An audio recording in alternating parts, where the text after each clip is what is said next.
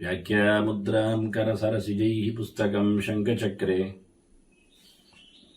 ಬಿಭ್ರದ್ಭಿನ್ನ ಸ್ಫಟಿಕರುಚಿರೆ ಪುಂಡರೀಕೆ ನಿಷನ್ನಃ ಅಮ್ಲಾನಶ್ರೀರಮೃತ ವಿಶತೈರಂಶಭಿಪ್ಲಾವಯನ್ ಮಾಮಾವಿರ್ಭೂಯಾತ್ ಅನಘಮಹಿಮಾ ಮಾನಸೇ ವಾಗಧೀಶಃ ನಮಸ್ತೆ ಪ್ರಾಣೇಶ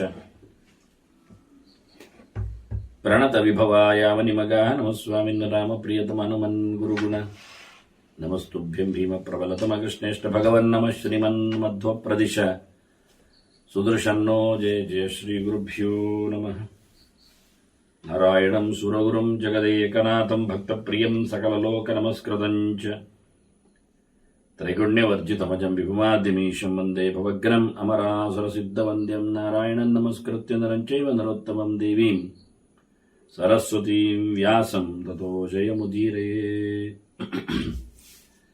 ವೇದವ್ಯಾಸರ ಮಹಾಭಾರತದ ಚಿಂತಕರಿಗೆ ವಂದನೆಗಳು. ಆಶ್ವಮೇಧಿಕ ಪರ್ವದ 102ನೇ ಪ್ರವಚನ ನಡೆಯಲಿದೆ. ಕೃಷ್ಣನ ಧರ್ಮ ಬೋಧನೆ, ಅದರಲ್ಲಿಯೂ ವಿಶೇಷವಾಗಿ ದಾನ ಧರ್ಮದ ಚಿಂತನೆ, ಧರ್ಮರಾಜನಿಗೆ ಅಂದರೆ ಒಬ್ಬ ರಾಜನಾಗಿ ತ್ಯಾಗಕ್ಕೆಷ್ಟು ಆತ ಸಿದ್ಧನಾಗಬೇಕು ಅನ್ನುವ ನೆಲೆಯಲ್ಲಿ ಧರ್ಮರಾಜನಿಗಂತೂ ತುಂಬ ಇಷ್ಟ, ಕೊಡುವುದನ್ನೇ ಪ್ರೀತಿಸುವವ. ಈಗಂತೂ ಅನೇಕರ ಸಾವು ನೋವುಗಳಿಂದ ಜರ್ಜರಿತನಾದ ಆತನಿಗೆ ಮತ್ತೆ ಪಟ್ಟವನ್ನು ಕಟ್ಟುವುದರಲ್ಲಿ ಉಳಿದವರೆಲ್ಲರೂ ಪಾಂಡವರು ಸಹಾಯಕರಾಗಿದ್ದರು. ಭೀಮಸೇನ ಆಡಳಿತೆಯನ್ನು ನೋಡುತ್ತಾನೆ, ಅರ್ಜುನ ಹೊರರಾಷ್ಟ್ರದ ಮರ್ದನದಲ್ಲಿ ಗಲಾಟೆಯಲ್ಲಿ ರಕ್ಷಣೆಯಲ್ಲಿ ಇರ್ತಾನೆ, ಇತ್ತ ನಕುಲ ಭೃತ್ಯವರ್ಗವನ್ನು ನೋಡಿಕೊಳ್ಳುವಲ್ಲಿ, ಜನರನ್ನು ನೋಡಿಕೊಳ್ಳುವಲ್ಲಿ, ಸಹದೇವ ರಾಜನಿಗೆ ಸಹಾಯಕನಾಗುವಲ್ಲಿ ನಿಲ್ಲುವ ಮೂಲಕ ಧರ್ಮರಾಜನಿಗೆ ಏನಿಲ್ಲ. ಧರ್ಮರಾಜನಿಗೆ ಕೇವಲ ಧರ್ಮದ ಮೇಲೆ ಆಡಳಿತೆ, ಧರ್ಮಕರ್ಮಗಳನ್ನು ನಡೆಸುವಲ್ಲಿ ಆತನಿಗೆ ತಾತ್ಪರ್ಯ. ಹೀಗಾಗಿ ಬಹಳ ಇಷ್ಟವಾದ ಸಂಗತಿಯಾದ್ದರಿಂದಲೂ ಕೃಷ್ಣನಂತೂ ತನ್ನ ಸಮಾರಾಧನೆಯ ಬಗ್ಗೆ, ಕೃಷ್ಣ ಪ್ರತಿಷ್ಠೆ ಎಂದು ಇದು ವಿಶೇಷ ಅಲ್ವಾ, ಪಾಂಡವರ ರಾಜ್ಯಭಾರದಲ್ಲಿ ಕೃಷ್ಣನ ಪ್ರತಿಷ್ಠೆ. ಈ ನೆಲೆಯಲ್ಲಿಯೂ ತಾತ್ವಿಕವಾಗಿಯೂ ಅದನ್ನು ಅನೇಕ ಚಿಂತನೆಗಳನ್ನು ಕೃಷ್ಣ ನೀಡಿದ್ದಾನೆ.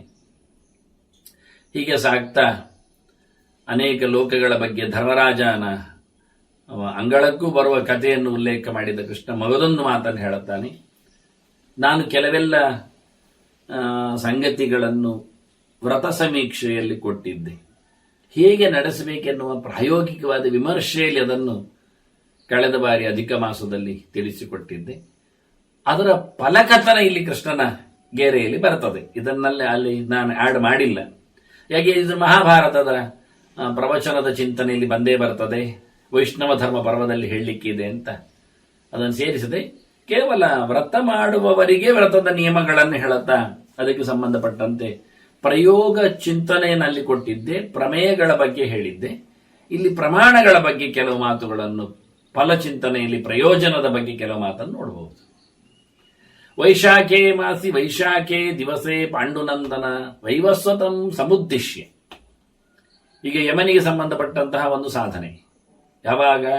ವೈಶಾಖ ಮಾಸದಲ್ಲಿ, ಚೈತ್ರ ವೈಶಾಖ 2ನೇ ಮಾಸದಲ್ಲಿ, ಯುಗಾದಿ ಕಳೆದು 2ನೇ ತಿಂಗಳಿನಲ್ಲಿ ಅಕ್ಷಯ ತದಿಗೆ ಎಲ್ಲ ಬರುತ್ತಲ್ಲ, ಆಗ ಅದರಲ್ಲಿ ವಿಶಾಖ ನಕ್ಷತ್ರವನ್ನು ಗುರುತಿಸಬೇಕಂತೆ.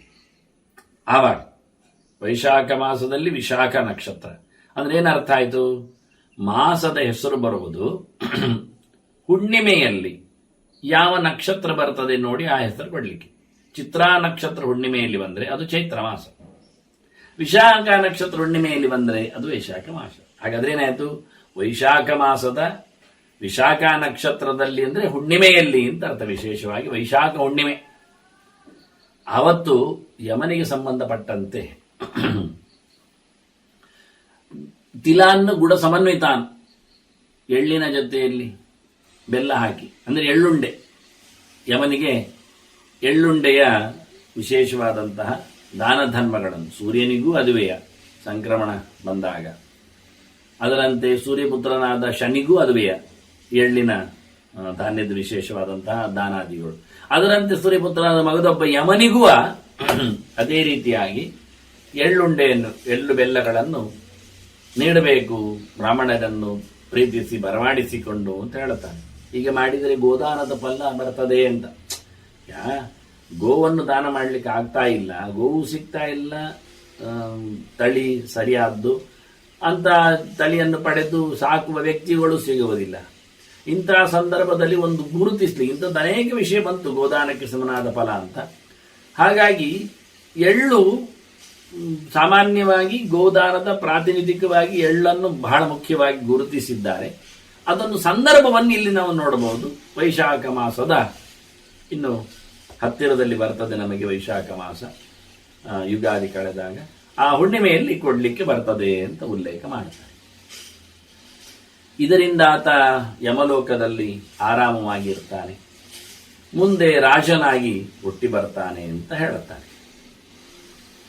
ಅದರಂತೆ ಅದೇ ದಿನ ಬ್ರಾಹ್ಮಣರನ್ನು ಕರೆಸಿ ಊಟ ಹಾಕಿ ನೀರು ದಾನ ಮಾಡಬೇಕಂತೆ. ಆಗ ವೈಶಾಖ ಅಲ್ವ, ಸೆಕೆ, ಆಗ ಜಲದಾನ ವಿಶೇಷ. ಅದರಿಂದ ತೋಯಪೂರ್ಣಾನಿ ದಿವ್ಯಾನಿ ಭಾಜನಾನಿ ದಿಶಂತಿಯೇ, ತುಂಬಿದ ನೀರು ತುಂಬಿದ ಕಲಶಗಳನ್ನು, ಪಾತ್ರೆಗಳನ್ನು, ಅದಕ್ಕೇನು ಸೈಜು ಅಥವಾ ಆಕಾರ ವಿಶೇಷ ಅಲ್ಲ, ಯಾವ ಪಾತ್ರ ಉಪಯೋಗಿಸುವ ಪಾತ್ರ.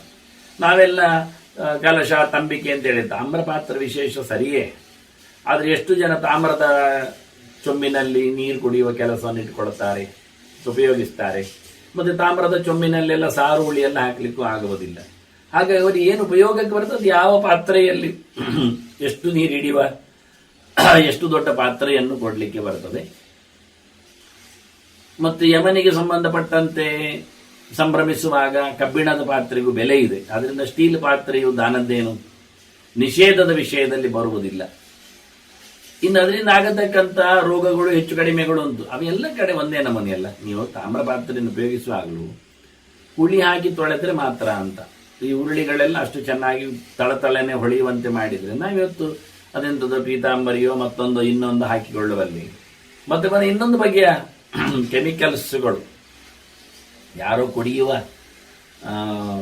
ಅದು ಯಾವುದು ಪೇಯ ಪದಾರ್ಥ, ಕೋಕೋ ಕೋಲ ಇಂಥ ನಮೂನಿದ್ದು, ಅದನ್ನು ತೊಳಿಲಿಕ್ಕೆ, ನೆಲ ತೊಳಿಲಿಕ್ಕೆ, ಬಾತ್ರೂಮ್ ತೊಳಿಲಿಕ್ಕೆ, ಟಾಯ್ಲೆಟ್ ತೊಳಿಲಿಕ್ಕೆ ಉಪಯೋಗಿಸ್ತಾರೆ. ಬಹಳ ಚಂದವಾಗಿ ಆಗ್ತದೆ ಅಂತ ಹೇಳ್ತಾರಲ್ಲ. ಹಾಗಾದ್ರೆ ಚಂದವಾಗಿ ಆ ನೆಲ ತೊಳೆಯುವಂಥದ್ದಾಗಬೇಕಾದ್ರೆ ನಮ್ಮ ಹೊಟ್ಟೆ ಎಷ್ಟು ಚೆನ್ನಾಗಿ ತೊಳೆದಿರ್ಲಿಕ್ಕಿಲ್ಲ ಆಸಿಡ್ಗಳು. ನಾವು ಇವತ್ತು ಉಪಯೋಗಿಸ ಪೀತಾಂಬರಿ ಬಗ್ಗೆ ಹೇಳಿದ್ದು, ಕಳೆದ ಬಾರಿ ಪೇಸ್ಟಿನ ಬಗ್ಗೆ ಹೇಳಿದ್ದೆಲ್ಲ. ಹಾಗೆ ನಾವು ಉಪಯೋಗಿಸಿಕೊಳ್ಳತಕ್ಕಂತಹ ರಾಸಾಯನಿಕ ದ್ರವ್ಯಗಳು ನಮ್ಮನ್ನು ನಿಧಾನವಾಗಿ ವಿಷಮಯನನ್ನಾಗಿಸಿ ಕೊಲ್ತಾ ಇದೆ ಎನ್ನುವ ಎಚ್ಚರ ಇದ್ದಾಗ ನಾವು ಸ್ಟೀಲ್ ಪಾತ್ರೆಗಳ ಬಗ್ಗೆ ಯೋಚನೆ ಮಾಡಲಿಕ್ಕೆ ಬರುತ್ತೆ ಅಷ್ಟೇ ಹೊರತು. ಅಂತೂ ಯಮ ದೀಪ ಇಡುವಾಗ ಕಬ್ಬಿಣದಲ್ಲಿಯೇ ದೀಪ ಇಡಬೇಕು ಅಂತ ಹೇಳ್ತಾರೆ ಯಮನಿಗೆ, ದಕ್ಷಿಣ ದಿಕ್ಕಿನಲ್ಲಿ ಹಬ್ಬದ ಹೊತ್ತಿನಲ್ಲಿ. ಹಾಗೆ ಇಲ್ಲಿ ಸಹ ಯಾವುದೇ ಪಾತ್ರೆಯಲ್ಲಿ ಆದರೂ ಬಂಗಾರದ ಪಾತ್ರೆ ಹೇಳಿದ ತಕ್ಷಣ ನೀರು ಕೊಡುವುದನ್ನೇ ಬಿಡುತ್ತಾರೆ. ಆದ್ರಿಂದ ನೀರು ಪಡೆಯುವವರು ಜಲಪಾತ್ರೆಯನ್ನು ನೀವು ಮಣ್ಣಿನದ್ದು ಮಾಡಿ, ಬಂಗಾರದವರೆಗೂ ಮಾಡಿ, ಮಣ್ಣು ಆಗಬಹುದು, ಸ್ವರ್ಣವೂ ಆಗಬಹುದು. ಹಾಗೆ ದಾನ ಮಾಡಿದವರು ವಿಶೇಷವಾಗಿ ಊಟ ಹಾಕಿಸಿ ಬ್ರಾಹ್ಮಣರಿಗೆ, ಅವರು ಸಹ ವಿಶೇಷವಾಗಿ ವರುಣ ಲೋಕದಲ್ಲಿ ನೀರಿನ ವ್ಯವಸ್ಥೆ ಅಲ್ಲ, ನೀರು ಕೊಟ್ಟದ್ರಿಂದ ವರುಣ ಲೋಕದಲ್ಲಿ ಮೆರಿತಾರೆ. ಮತ್ತು ಯಥಾ ಪ್ರಕಾರ ಇಲ್ಲಿಗೆ ಹುಟ್ಟಿ ಬಂದಾಗ ವಿಶೇಷವಾಗಿ ಭಾಗ್ಯವಂತರಾಗಿ ಭೋಗವಂತರಾಗಿ ಊಟಕ್ಕೆ ನೀರಿಗೆ ತೊಂದರೆ ಇಲ್ಲದೆ ಬದುಕ್ತಾರೆ ಅಂತ ಉಲ್ಲೇಖ ಮಾಡ್ತಾನೆ ಕೃಷ್ಣ. ಅದರಂತೆ ಇನ್ನು ಉಪವಾಸಗಳ ಬಗ್ಗೆ ಪಟ್ಟಿ ಕೊಡ್ಲಿಕ್ಕೆ ಶುರು ಮಾಡ್ತಾನೆ. ಕಳೆದ ಬಾರಿ ಅದರ ಬಗ್ಗೆ ಮಾತು ಹೇಳಿದ್ದ, ಈಗ ವಿಶೇಷವಾದಂತಹ ಚಿಂತನೆಯನ್ನು ಪ್ರಮಾಣಪೂರ್ವಕವಾಗಿ ಪ್ರಲಪೂರ್ವಕವಾಗಿ ಹೇಳುತ್ತಾನೆ. ಅನಂತರಾಶಿಯಶ್ಚಾಪಿ, ನಡುವೆಯೇನೂ ತಿನ್ನದವನು ಅನಂತರಾಶಿ.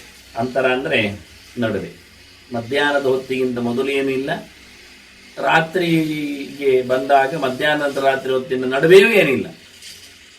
ಯಾವ ದಿನದಲ್ಲಿ ಎಷ್ಟೊತ್ತು ಊಟ ಮಾಡಲಿಕ್ಕೆ ಹೇಳ್ತಾರೆ ಅಷ್ಟೊತ್ತು ಮಾತ್ರ ಬಾಯಿ ತೆರೆಯುವವ. ನೀರು ಕುಡಿಲಿ, ಹಾಲು ಕುಡಿಲಿ, ಅನ್ನ ತಿನ್ನಲಿ, ಏನಾದ್ರಿ ಭೋಜನ ಕಾಲದಲ್ಲಿ ಅಷ್ಟೇ ಒಳಗೆ ತಗೊಳ್ಳುವಂಥದ್ದು. ಅದು ಪ್ರತಿನಿತ್ಯ ಅವನಿಗೆ ಹೇಳಿದ್ದು 2 ಹೊತ್ತು, ಮಧ್ಯಾಹ್ನ ಹೊತ್ತು, ರಾತ್ರಿ ಅಷ್ಟೇ. ನಡುವೆ ಏನು ತಿನ್ನಲೇಬಾರದು, ಕುಡಿಲೇಬಾರದು. ಇವತ್ತು ಬಾಟ್ಲಿ ಸಂಸ್ಕೃತಿ ಇರ್ಲಿಕ್ಕೆ ಹೋಗಿ ಎಲ್ಲರ ಬ್ಯಾಗಲ್ಲಿಯೂ ಕುಡಿಯುವ ನೀರು ಇರ್ಲಿಕ್ಕೆ ಹೋಗಿ ಪುರುಸೋತ್ತಾದಾಗೆಲ್ಲ ಎಲ್ಲೆಂದರಲ್ಲಿ ಹೇಗೆಂದರಲ್ಲಿ ಬಾಯಿ ಹಾಕೊಂಡು ಕುಳ್ಕೊಂಡು ಹೋಗ್ತಾರೆ. ಅದೊಂದು ಲೆಕ್ಕದಲ್ಲಿ ಅವರ ಚೀಲ ಮತ್ತೊಂದು ಇನ್ನೊಂದೆಲ್ಲ ಎಂಜಲು ದಾಸ್ತಾನವೇ ಆಗಿರ್ತದೆ. ಏನಲ್ಲಾದರೂ ಕೆಲವೊಮ್ಮೆ ಹಲ್ಲು ಮತ್ತೊಂದು ಮುಟ್ಟುವುದು ಹೋಗುವುದು ಆಗಿಯೇ ಆಗ್ತದೆ. ಮಗದೊಮ್ಮೆ ಕೆಲವರು ಕೇಳಿದವರಿಗೂ ಕೊಡಬೇಕಾಗುತ್ತೆ, ಅವರು ಕುಡಿದು ಕೊಡ್ಲಿಕ್ಕಿರ್ತದೆ, ಶೇಷ ಇರ್ತದೆ ಅದರಲ್ಲಿ ದೇವರ ಪೂಜೆ ಬೇಕಾದ ಪುಷ್ಪವೋ ಪದಾರ್ಥಗಳು ಹಣ್ಣು ಹಂಪಲುಗಳು ತಗೊಂಡು ಹೋಗ್ತವ್ರು ಇದ್ದಾರೆ ಬ್ಯಾಗಲ್ಲಿ.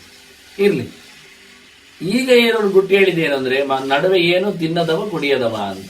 ಅದು ಕೆಲವು ದಿವಸ ಒಂದೇ ಹೊತ್ತು ಊಟ, ಸಂಕ್ರಾಂತಿ ಅಮಾವಾಸ್ಯೆ ಮುಂತಾದ ಆವತ್ತು ಮಧ್ಯಾಹ್ನ ಮಾತ್ರ ಊಟ ಮಾಡಿ ಮತ್ತೆ ಮರುದಿನವೇ ಊಟ ಮಾಡುವ. ಮಧ್ಯದಲ್ಲಿ ಏನು ಪಡೆಯದವನು ಎನ್ನುವಂಥದ್ದೊಂದು ನಿತ್ಯವಾದ ವಿಶೇಷವಾದ ಉಪವಾಸ ಲಕ್ಷಣ. ಇಂಥವರು ವರ್ತತೆ ವ್ರತವತ್ಸದ, ವ್ರತದಂತೆ ಇದನ್ನು ಎಲ್ಲ ಕಡೆಯಲ್ಲಿ ಕೃಷ್ಣ ಹೇಳುವಾಗ ನಿಯಮಗಳ ಬಗ್ಗೆ ಮಾತಾಡುವಾಗ ವ್ಯಕ್ತಿಯಲ್ಲಿ ಶುಚಿಯಾಗಿರಬೇಕು, ಸ್ನಾನಪರನಾಗಿರಬೇಕು. ಸ್ನಾನ ಅಂದರೆ ಮುಳುಗಿ ಸ್ನಾನ ಮಾಡೋದಕ್ಕೆ ಹೆಚ್ಚು ಹೊತ್ತು ಇರಲಿ.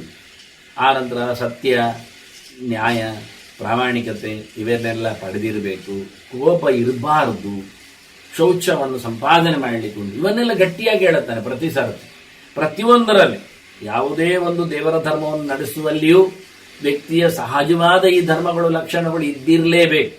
ಮತ್ತು ಬ್ರಹ್ಮಚರ್ಯದ ಬಗ್ಗೆ ಇವನ್ನು ಒತ್ತು ಕೊಟ್ಟು ಮಾತಾಡ್ತಾನೆ. ತಪಸ್ಸು, ಚಿಂತನೆ. ಹಾಗೆ ಕೇವಲ ದಾನ ಕೊಡುವವ ಹೇಗೋ ಹಾಗಿರಬೇಕಲ್ಲ. ನಿಯಮಬದ್ಧತೆ ಎನ್ನುವುದು ಮಾಮೂಲಿ. ಇಲ್ಲದಿದ್ದರೆ ಅವನಿಗೆ ದಾನ ಯೋಗ್ಯತೆಯಲ್ಲ ಇಲ್ಲ. ಹೀಗಾಗಿ ವ್ರತ ಮಾಡತಕ್ಕಂಥ ಯೋಗ್ಯತೆ ಬರುವುದು. ಆದರೆ ವ್ರತನಿಷ್ಠನು ನಿಯಮಬದ್ಧನೂ ಆಗಿರಬೇಕು. ಆಗ ವ್ರತಕ್ಕೆ ಪ್ಲಸ್ ಪಾಯಿಂಟ್. ಹಾಗೆ ನಿತ್ಯವಾಗಿ ವ್ರತದಂತೆ ಇವ ಮಾಡುವವ ಶಕ್ರಪುರದಲ್ಲಿ, ಇಂದ್ರನ ಲೋಕದಲ್ಲಿ, ಸ್ವರ್ಗದಲ್ಲಿ 1 ಕೋಟಿ ವರ್ಷ ಮೆರಿತಾನೆ. ಅಲ್ಲಿಂದ ಮತ್ತೆ ಬಹಳ ದೊಡ್ಡ ವೇದಾಂತಿಯಾಗಿ ಜನ್ಮವನ್ನು ಪಡೆದು ಸಾಧನೆಯನ್ನು ಮುಂದುವರಿಸ್ತಾನೆ ಅಂತ ಉಪವಾಸದ ಲಕ್ಷಣ. ಅವನಿಗೇನು ಲಾಭ ಎನ್ನುವುದನ್ನು ಕೃಷ್ಣ ಹೇಳಿದ. ಅದರಂತೆ ಏಕಭುಕ್ತೇನ ಎಷ್ಟಾಪಿ ವರ್ಷಮೇಕಂತು ವರ್ತತೆ. ಈಗ ಮುಂದೋದಾಗ ಎಲ್ಲಿ ಬಂತು ಕೇಳಿದರೆ, ದಿನ 2 ಹೊತ್ತೂಟ ಇಲ್ಲ, ಇದ್ದ ದಿನದಲ್ಲಿಯೂ ಒಂದೇ ಹೊತ್ತೂಟ, ಇಲ್ಲ ದಿನದಲ್ಲಿ ಒಂದೇ ಹೊತ್ತೂಟ. ದಶಮಿ ಒಂದೇ ಹೊತ್ತೂಟ, ದ್ವಾದಶಿ ಒಂದೇ ಹೊತ್ತೂಟ. ಯಾರಿಗೆ? ಇಲ್ಲ 2 ಊಟ ಇದ್ದವನಿಗೂ. ಆದ್ರೆ ಇವನಿಗೆ ಉಳಿದ ದಿನವೂ ದಶಮಿ ಅಂತೆ ಒಂದೇ ಹೊತ್ತೂಟ, ದ್ವಾದಶಿ ಅಂತೆ ಒಂದೇ ಹೊತ್ತೂಟ. ಬೇರೆ ದಿನಗಳಲ್ಲಿ ತಿಥಿಗಳಲ್ಲಿ ಊಟ 2 ಇಲ್ಲ, ಅಮಾವಾಸ್ಯೆ ಅಂತೆ ಒಂದೇ ಊಟ ಇವನಿಗೆ. ಹಾಗೆ 1 ವರ್ಷದವರೆಗೆ ಒಂದೇ ಊಟ ಆದರೆ ತಿನ್ನುವುದು ಟೇಕಿಂಗ್ 1 ಟೈಮ್ಸ್ ಓನ್ಲಿ. ಎಂಥದೇ ಆಗಿರಲಿ, ಅವನು ಮಾತ್ರೆ, ಕಷಾಯ, ಮದ್ದು ಬೇಕಾದ್ರೆ ತಗೊಳ್ಳಿ. ಊಟದ ಹೊತ್ತಿಗೆ ಊಟ ಮಾಡುವಾಗಲೇ, ಮಧ್ಯಾಹ್ನದ ಹೊತ್ತಿಗೆ, ಮತ್ತೆ ರಾತ್ರಿ ಇಲ್ಲ, ಬೆಳಗ್ಗೆ ಎಲ್ಲ ಏನಿಲ್ಲ. ಹೀಗೆ 1 ವರ್ಷ ಯಾರು ಬದುಕ್ತಾನೆ, ಮಾಡುತ್ತಾನೆ, ಇವನು ಸ್ವರ್ಗಕ್ಕೆ ಸೇರ್ತಾನೆ. ಅಲ್ಲಿ 10 ಕೋಟಿ ವರ್ಷ ಅನಂತರಾಶಿಗೆ ನಡುವೆ ಉಪವಾಸ ಮಾಡುವವನಿಗೆ 1 ಕೋಟಿ ವರ್ಷ ಹೇಳಿದರೆ ಇವನಿಗೆ 10 ಕೋಟಿ ವರ್ಷ ಇರಲಿಕ್ಕೆ ಅವಕಾಶ ಕೊಡ್ತಾನೆ. ಆರಾಮವಾಗಿರ್ತಾನೆ. ಜೊತೆಯಲ್ಲಿ ಮತ್ತೆ ಇಲ್ಲಿ ಬಹಳ ದೊಡ್ಡ ವೇದಾಂತಿಯಾಗಿ, ಭಗವದೆಚ್ಚರ ಸಂಪನ್ನನಾಗಿ, ಸಾಧಕನಾಗಿ ಮತ್ತೆ ಹುಟ್ಟಿ ಬರ್ತಾನೆ. ಇನ್ನು ಮುಂದೆ ಹೋಗುವ ನೋಡಿ, 1 ಹೊತ್ತೂಟಕ್ಕೆ ಬಂತಲ್ಲ, ಈಗೇನು ಬರಬೇಕು ಕೃಷ್ಣನ ಬಾಯಿಯಲ್ಲಿ? ಇನ್ನೆಂತ ಹೇಳಬೇಕು? 1 ಹೊತ್ತೂಟ ಆಯ್ತಲ್ಲ, ಇನ್ನಿಲ್ಲ, ಇನ್ನು ಕಟ್ ಮಾಡ್ಲಿಕ್ಕಿಲ್ಲ. 2 ಇದ್ದದನ್ನು ಕಟ್ ಮಾಡಿ 1 ಆಯ್ತು. ಈಗ ಕೃಷ್ಣ ಹೇಳ್ತಾನೆ, ಚತುರ್ಥ ಕಾಲೇ ಯೋ ಭುಂಕ್ತೆ ವರ್ತತೆ ಚೈಕ ವರ್ಷಂತು. 1 ವರ್ಷ 4ನೇ ಹೊತ್ತಿನಲ್ಲಿ ತಿನ್ನುವ. ಈಗ 4ನೇ ಹೊತ್ತಿನಲ್ಲಿ ಇನ್ನೆಂತ ಮಾಡೋದು? ಸಂಜೆ ತಿನ್ನುವ ಅಂತ ಹೇಳೋದಾರ್ಥ ನಾನು. 1 ಊಟ ಆಯ್ತಲ್ಲ. ಚತುರ್ಥ ಕಾಲೆ ಅಂದ್ರೆ ಊಟದ ಹೊತ್ತು 4ನೇದ್ದು ಅಂದ್ರೆ 2ನೇ ದಿನದ್ದು. ಪ್ರತಿನಿತ್ಯ 2 ಊಟ ಲೆಕ್ಕ ಅಲ್ವಾ? 2ನೇ ದಿನದ್ದು 4ನೇದು ಊಟ ಆಗ್ತದಲ್ಲ ಸಂಜೆದ್ದು. 4ನೇ ಊಟ ಒಂದೇ ಮಾಡಿಬಿಡವ. 2 ದಿನಕ್ಕೊಮ್ಮೆ. ಈಗ 1 ದಿನದ 1 ಊಟ ಹೇಳಿ ಆಯ್ತು ಕೃಷ್ಣ. ಈಗ 2 ದಿನಕ್ಕೊಮ್ಮೆ ಊಟ ಮಾಡುವವನ ಬಗ್ಗೆ ಹೇಳ್ತಾರೆ. ಇದು ಪ್ರಕರಣದಲ್ಲಿ ಅರ್ಥ ಆಗುವ ರೀತಿ.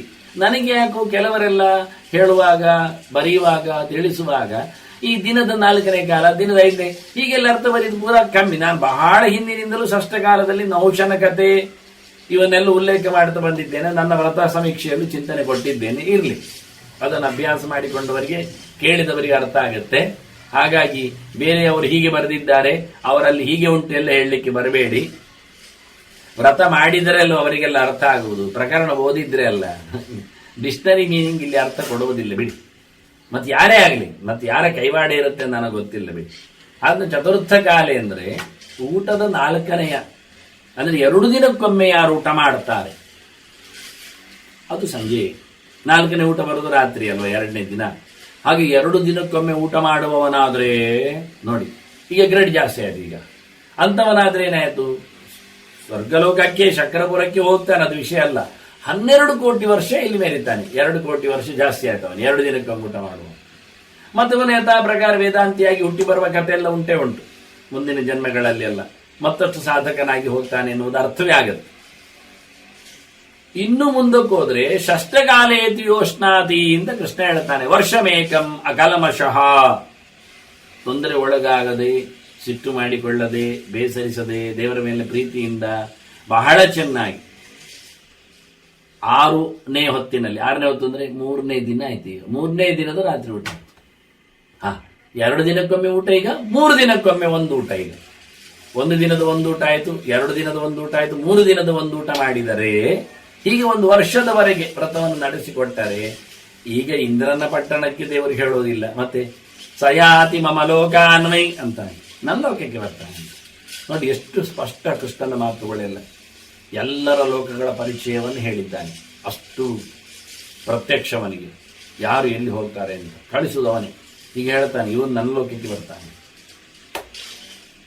ನನ್ನಡೆಗೆ ಬರ್ತಾನೆ ಅಂತ. ದೇವರ ಲೋಕ ಅದು ಬಹುವಚನ, ಮಮ ಲೋಕಾನ್ ಅಂತಾನೆ. ಶ್ವೇತದ್ವೀಪ ಅನಂತಾಸ ಕೇವಲ ವೈಕುಂಠ ಮಾತ್ರ ಅಲ್ಲ. ನಾನು ಎಷ್ಟೋ ಸರ್ತಿ ಮಮ ಲೋಕೆ ಎನ್ನುವುದಲ್ಲಿ ಒಂದೇ ಲೋಕೆ ಅಂತ ಏಕವಚನ ಇದ್ದಾಗ ಹೇಳಿದ್ದೇನೆ, ವೈಕುಂಠದಲ್ಲಿ ಅಂತ. ಈಗ ಹಾಗೆ ಹೇಳೋದಿಲ್ಲಿವ, ಮಮ ಲೋಕಾನ್ ಅಂತಾನೆ. ಭಗವಂತನ ಲೋಕಗಳು ತುಂಬಾ ಇವೆ. ದೇವರು ಅಲ್ಲಿ ಸಹ ಹೇಳ್ತಾನೆ, ಪಶ್ಚನ್ನೇವೋ ಸದಾ ಮಾಂತು ಅಂತ. ನನ್ನನ್ನು ದಿನ ನೋಡುವ ಹಾಗೆ ಇರ್ತಾನೆ, ನಾನು ಕಾಣಿಸಿಕೊಡ್ತಾ ಇರ್ತೇನೆ. ಅಷ್ಟು ವ್ಯವಸ್ಥಿತವಾದಂತಹ ನನ್ನ ಲೋಕದಲ್ಲಿ ಆತ ಕ್ರೀಡತೆ ಅಪ್ಸರ ಸಾಂಗಣೆ. ಇದೆಲ್ಲ ಮಾಮೂಲಿ, ಎಲ್ಲ ಮಾತುಗಳ ಹಿಂದೆ ಇದೆಲ್ಲ ಇದೆ. ಅಪ್ಸರೆಯರು ಸಿಗ್ತಾರೆ, ದಿವ್ಯ ಭೋಗ ಸಮನ್ವಿತನಾಗಿರ್ತಾನೆ. ಚಕ್ರಪುರದಲ್ಲಿ ಇದ್ದಾಗೆಲ್ಲದು ಮಾಮೂಲಿ. ಅಂದ್ರೆ ಇಷ್ಟೆಲ್ಲ ಕಾಯ ಶೋಷಣೆ ಮಾಡಿಕೊಂಡು ಮಾಡುವುದೇನು ಕೇಳಿ ಹೇಳಲಿಕ್ಕೆ ಹೋಗಬೇಡಿ. ಅದರಲ್ಲಿ ಬಹಳ ಹೇಳ್ತಾರೆ, ಸ್ಥೂಲ ಗಟ್ಟಿ ಒಳ್ಳೆಯವರು, ಗಟ್ಟಿಮುಟ್ಟಾದ ಅಪ್ಸರೆಯರು ಅಂತ, ಚಂದಾದವರು ಒಂದೆಲ್ಲ ಹೇಳ್ತಾನೆ, ಅಕೃಷಕಾಯರಲ್ಲ ಅಂತ. ಇನ್ನು ಅವರು ಸಹ ವ್ರತ ಮಾಡಿಕೊಂಡು ತೆಳ್ಳಗೆ ಆದವರೆಲ್ಲ ಇವ ಕೈ ಹಿಡಿಯುವಾಗ ಅವರು ಕಾಲು ಹಿಡ್ಕೊಂಡು ಅಲ್ಲಿಗೆ ಸ್ಟ್ಯಾಚ್ಯೂ ನಿಂತಾಗೆ ಆಗುವುದೆಲ್ಲ ಹೇಳಿಕೊಂಡು ಆರಾಮವಾದ ಆನಂದ, ನಿಮಗೇನು ಆನಂದ ಬೇಕಾ ಅಲ್ಲಿ ಸಿಗುತ್ತೆ ಅಲ್ಲ ಹೇಳ್ತಾರೆ.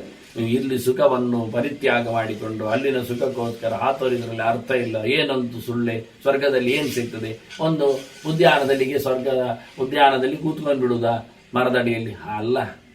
ನಿಮಗೆ ಶಾರೀರಿಕ ಆನಂದವ, ನಿರೋಗವಾದ ಶರೀರದಲ್ಲಿ, ಆಳ ಅದ್ದೂರಿಯಾದ ಶರೀರದಲ್ಲಿ, ವೈಭವಯುತವಾದ ಈ ಗಾಯವುಳ್ಳ, ಗಲೀಜುಳ್ಳ, ನೋವುಳ್ಳ, ಸಂಕಟ ಪಡೆಯುವ ಈ ದೇಹಕ್ಕಿಂತ ದಿವ್ಯವಾದ ದೇಹಗಳಲ್ಲಿ ದಿವ್ಯವಾದ ಆನಂದವನ್ನು ಪಡೆಯಬಹುದಲ್ಲ ಅಂತ ಹೇಳಿಕೊಂಡು ಆನಂದಕ್ಕೆ ರಾಸ ಇಲ್ಲ ಹೇಳಲಿಕ್ಕೆ ಅದನ್ನು ಹೇಳಿದ್ದು. ಅದೊಂದು ದೊಡ್ಡ ಸಂಗತಿಯಲ್ಲ. ಅದಕ್ಕೆ ಹೇಳಿದ್ದು, ದೇವರನ್ನು ನೋಡ್ತಾ ಇರುವವನಿಗೆ ಆಡ್ಲಿಕ್ಕೆ ಹೋಗ್ತಾನೆ, ಉಳಿದವರು ಬೇಕಾಗತ್ತೆ. ಬಹಳ ಕಾಲದವರೆಗೆ ನನ್ನಲ್ಲಿ ಇರ್ತಾನೆ ಅಂತ ಕೃಷ್ಣ ಹೇಳ್ತಾನೆ. ಇನ್ನು ಮುಂದಕ್ಕೆ ಹೋಗ್ತಾನೆ. ಈಗ 3 ದಿನದ ಉಪವಾಸ ಆಯಿತು. ಈಗ ಒಮ್ಮೆಲೆ 5ರಿಂದ ಗುಣಿಸಿ ಮುಂದೋಗಿ ಪಕ್ಷೋಪವಾಸಂ ಯಶ್ಚಾಪಿ ಕುರುತೆ ಮದ್ಗತಾತ್ಮನ. ಇಲ್ಲೆಲ್ಲ ವ್ರತಗಳು ಮಾಡುವಾಗೆಲ್ಲ ಉಪವಾಸ ಅಂತೂ ದೇವರಿಗೆ ಸಂಬಂಧಪಟ್ಟ ವಿಷಯ. ಹರಿದಿನ ಅಂತ ಅದಕ್ಕೆ ಕರೆಯುತ್ತೆ, ಪದ್ಮನಾಭ ದಿನ ಅಂತಲೇ ತಿಳಿಸ್ತಾರೆ. ಉಪವಾಸ ಮಾಡುವುದಂದ್ರೆ ದೇವರಿಗೆ ಇಷ್ಟ. ಮತ್ತೆ ದೇವರು ಹೇಳ್ತಾನೆ ಮದ್ಗತಾತ್ಮನ ಅಂತ, ನನ್ನ ಮೇಲಿನ ಪ್ರೀತಿಯಿಂದ, ಭರವಸೆಯಿಂದ ಬಾಯಿ ಬಿಟ್ಟು ಕೃಷ್ಣ ಹೇಳ್ತಾನೆ, ನನ್ನನ್ನೇ ಪ್ರೀತಿಸ್ತಾ ಕೃಷ್ಣನಿಗಾಗಿ ಕೃಷ್ಣಾರ್ಪಣ ಮಸ್ತು ಹೇಳುತ್ತಾ. ಪಕ್ಷೋಪವಾಸ 15 ದಿನ ಉಪವಾಸ, ಒಂದು ಪಕ್ಷ ಉಪವಾಸ. ಹೀಗೆ ಪಕ್ಷೋಪವಾಸ ಮಾಡಿ ಮತ್ತೆ ಊಟ ಮಾಡಲಿ, ಮತ್ತೆ ಪಕ್ಷೋಪವಾಸ ಆಗಿ 15 ದಿನಕ್ಕೊಮ್ಮೆ ಊಟ ಅಂತ ಅರ್ಥ. 15 ದಿನ ರಜೆ ಊಟ, 15 ದಿನ ರಜೆ ಹಾಗೆ ಊಟ. ಈ ರೀತಿಯಾಗಿ ಪಕ್ಷೋಪವಾಸ ಮಾಡುವವನಿದ್ರೆ, ನನ್ನ ಪ್ರೀತಿಯಿಂದ ಮಾಡಿಕೊಂಡ್ರೆ, ಮಮ ಲೋಕಂ ಪ್ರಪದ್ಯತೆ, ಅವನು ನನ್ನ ಲೋಕಕ್ಕೆ ಬರ್ತಾನೆ. ಎಷ್ಟು ಕೋಟಿ ವರ್ಷ ಇರ್ತಾನೆ? 30 ಕೋಟಿ ವರ್ಷ ಇರ್ತಾನೆ. ಯಾಕೆ? ಪಕ್ಷೋಪವಾಸ ಮಾಡಿದ್ದವ. ಆದ್ರಿಂದ ಅವನಿಗೆ ಜಾಸ್ತಿ. ಮತ್ತೆ ಮನೆ ಯಥಾ ಪ್ರಕಾರ ವೇದಾಂತಿಯಾಗಿ ಬರುವಂಥದ್ದೆಲ್ಲ ಒಂದೇ ಉಂಟು. ಹುಟ್ಟಿ ಬರುವುದು, ಮುಂದೆ ಸಾಧಿಸುವುದು. ಇನ್ನು ದೊಡ್ಡ ಉಪವಾಸದ ಕಥೆ ಹೇಳುವುದಾದ್ರೆ ಕೃಷ್ಣ ಹೇಳ್ತಾನೆ, ಎಷ್ಟ ಮಾಸೋಪವಾಸಂ ವೈ ಕುರುತೆ ಮದ್ಗತಾತ್ಮನ. ತಿಂಗಳಿಗೊಮ್ಮೆ ಊಟ, ಒಂದು ಊಟ 1 ತಿಂಗಳಿಗೆ, 1 ತಿಂಗಳು ರಜೆ ಉಪವಾಸ. ಹೀಗೆ ಮಾಸ ತಿಂಗಳ ಉಪವಾಸ ಮಾಡುವವನು ನನ್ನ ಪ್ರೀತಿಯಿಂದ ಮಾಡ್ತಾ ಬಂದ್ರೆ ಅವನು ಬ್ರಹ್ಮಲೋಕಕ್ಕೆ ಸೇರ್ತಾನೆ. ಬ್ರಹ್ಮಲೋಕದಲ್ಲಿ 100 ಕೋಟಿ ವರ್ಷ ಮೇರಿತಾನೆ. ಒಂದೆರಡು ವರ್ಷ ಅಲ್ಲ, 100 ಕೋಟಿ ವರ್ಷಗಳವರೆಗೆ ಬ್ರಹ್ಮಲೋಕದಲ್ಲಿ ಮೆರೆತಾನೆ. ಮತ್ತೆ ಇಲ್ಲಿ ವೇದಾಂತಿಯಾಗಿ ಜನ್ಮವನ್ನು ಪಡಿತಾನೆ. ಆದರೆ ಕಡಿಮೆ ಅಲ್ಲ, 30 ಬಾರಿ ಜನ್ಮವನ್ನು ಪಡಿತಾನೆ ಅನ್ನುವ ವಿಶೇಷವನ್ನು ಇಲ್ಲಿ ಕೃಷ್ಣ ಹೇಳುತ್ತಾನೆ. ಯಾಕೆ? ಮಾಸೋಪವಾಸ ಮಾಡಿದ್ದಕ್ಕೆ. ತಿಂಗಳು ಉಪವಾಸ ಮಾಡಿದವನ ಲಾಭ ಏನು ಕೇಳಿದ್ರೆ 30 ಸರ್ತಿ ವೇದಾಂತಿಯಾಗಿ ಹುಟ್ಟುವ ಜನ್ಮದ ವ್ಯವಸ್ಥೆ ಒಂದು ಬರುವ ಕಥೆ. ಈ ಒಂದು ವಿಶೇಷ ಅಂಶ ಇಲ್ಲಿ ಕೊಟ್ಟ. ಅದರಂತೆ ಮುಂದೆ ಪ್ರಯಾಣವನ್ನು ಉಲ್ಲೇಖ ಮಾಡ್ತಾನೆ, ಹೋಗುವ ರೀತಿ ಹೇಳುತ್ತಾನೆ, ಹೇಗಿರುತ್ತದೆ, ಏನ್ ಬರ್ತಾನೆ, ಯಾವ ನೆಲೆಯಲ್ಲಿ ಅನ್ನೋದ್ರ ಬಗ್ಗೆ. ಯಸ್ತ್ಯಕ್ತ್ವಾ ಸರ್ವಕರ್ಮಾಣಿ ಶುಚಿ ಕ್ರೋಧ ವಿವರ್ಜಿತ ಮಹಾಪ್ರಸ್ಥಾನಮೇಕಾಗ್ರಹ ಯಾತಿ ಮದ್ಗತ ಮಾನಸ. ಮಹಾಪ್ರಸ್ಥಾನವನ್ನು ನಡೆಸುವ ಬಗ್ಗೆ ಮಾತಾಡ್ತಾನೆ. ನಾಮ ಪರ್ವಗಳಿಗೆ ಹೋಗ್ಲಿಕ್ಕೆ ತುಂಬಾ ತಡ ಇದೆ, ಆದ್ರೆ ಈ ಧರ್ಮವನ್ನು ಇಲ್ಲೇ ಅರ್ಥ ಮಾಡಿಕೊಳ್ಳಿಕ್ಕಾಗುತ್ತೆ. ಕೃಷ್ಣ ಹೇಳ್ತಾನೆ, ಯಸ್ತ್ಯಕ್ತ್ವಾ ಸರ್ವಕರ್ಮಾಣಿ, ಎಲ್ಲ ಲೌಕಿಕ ವ್ಯವಹಾರಗಳನ್ನು ತೊರೆದು ಬಿಟ್ಟು, ಶುಚಿ ಕ್ರೋಧ ವಿವರ್ಜಿತ, ಇನ್ಯಾವುದಕ್ಕೂ ಸಿಟ್ಟು ಮಾಡಿಕೊಳ್ಳದು. ಯಾಕೆಂದ್ರೆ ಎಲ್ಲ ಬಿಟ್ಟಾಗ ಒಂದೊಂದು ಇಲ್ಲದಿದ್ದಾಗ ತಳಮಳ ಆಗತ್ತೆ, ಗಲಾಟೆ ಹೇಳುತ್ತೆ. ಏನು ಮಾಡಿಕೊಳ್ಳದೆ ಶುದ್ಧನಾಗಿದ್ದುಕೊಂಡು ಮಹಾಪ್ರಸ್ಥಾನ ಏಕಾಗ್ರಹ, ದೇವರ ಮೇಲಿನ ಮನಸ್ಸಿನಿಂದ ಯಾರು ಹೊರಡುತ್ತಾನೆ, ಮದ್ಗತ ಮಾನಸ, ನನ್ನ ಮೇಲೆ ಕೃಷ್ಣ ಕೃಷ್ಣ ಕೃಷ್ಣ ಅಂತ ಹೇಳುತ್ತಾ ಹೋಗುವುದೇ ನೇರ ಮಹಾಪ್ರಸ್ಥಾನ. ಅದಕ್ಕೆ ಕೃಷ್ಣ ಹೇಳಿ, ಸರ್ವಧರ್ಮಾನ್ ಪರಿತ್ಯಜ್ಯ ಮಾಮೇಕಂ ಶರಣಂ ವ್ರಜ ಅಂತ.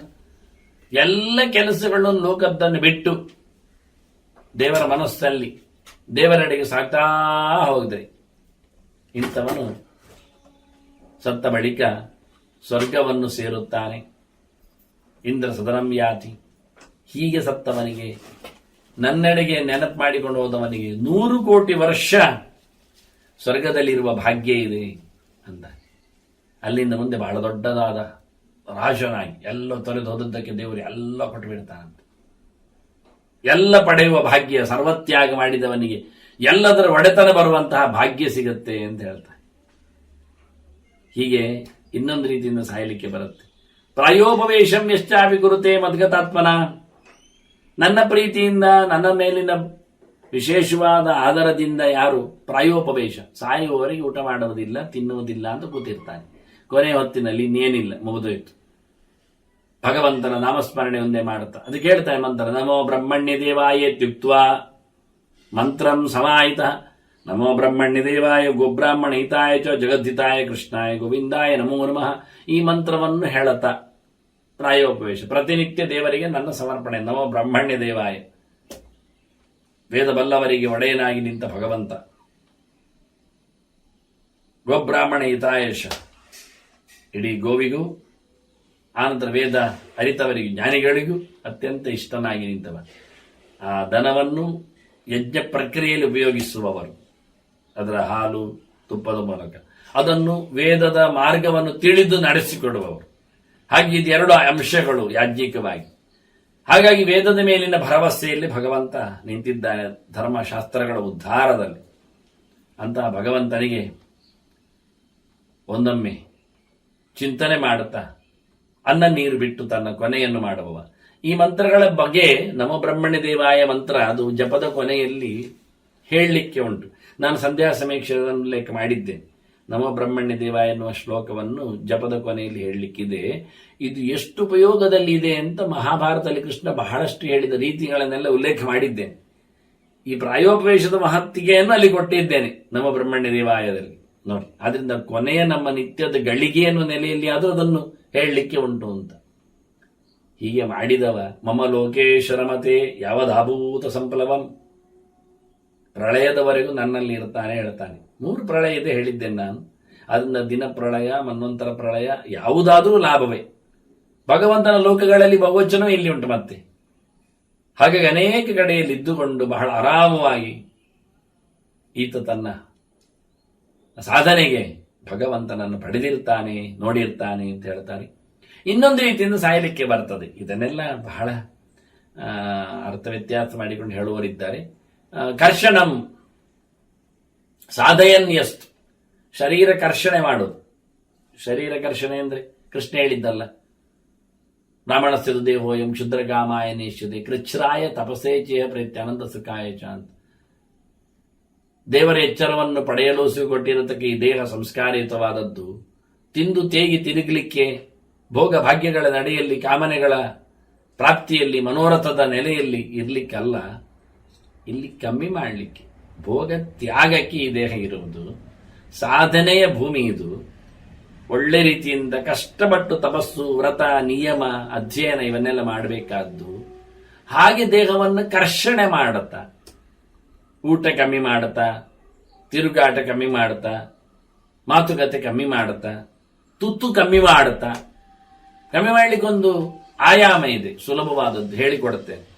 ಮಾಡಲಿಲ್ಲ, ನಾನು ಹೇಳಿಕೊಡುತ್ತೇನೆ ಹೇಳಿದ್ದಷ್ಟೇ. ಮಾಡುವ ಭಾಗ್ಯ ಬೇಕು ನಮಗೆ.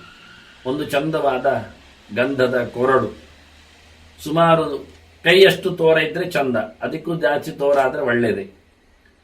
ಅದನ್ನು ಕೊರಿಬೇಕು ಒಳಗಿಂದ. ಅಂದ್ರೆ ಏನು ಮಾಡಬೇಕು, ಅದನ್ನೊಂದು ದೊಡ್ಡ ಲೋಟದ ಹಾಗೆ ಮಾಡಬೇಕು.